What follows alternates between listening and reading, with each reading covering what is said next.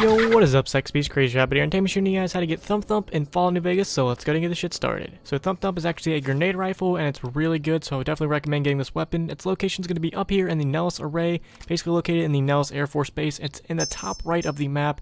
And the only way to get this, like I said before, is actually gain access to the Nellis Air Force Base. So once you get access to that, you can accept the quest Ant Misbehaving, or you can just come here on your own free will. But it's just a little bit easier if you do it during the quest Ant Misbehaving, so that way you can knock out 2 birds with 1 stone. So once you get in here, there's a bunch of fire ants. I've already killed them and I already have the weapon, but I'm showing you guys how to get it.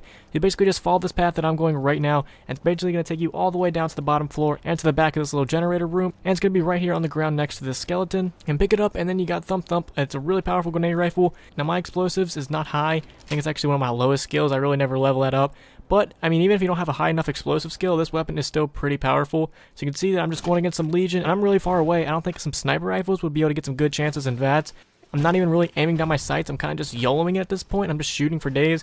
Like I said before, you really don't need to have a high explosive skill to do this. All you really need to do is be kind of far away, because if you try to get up close and personal, you're probably going to die, and I know this from first-hand experience. If you try to shoot too close to yourself, you're always going to die. This thing is very powerful. And sometimes I've shot at a distance where I think I'm going to be safe, but it just turns out that I was still too close. So always try to go for far range with this weapon. You might think that medium to close range is your opportunity, but I always try to go for far range.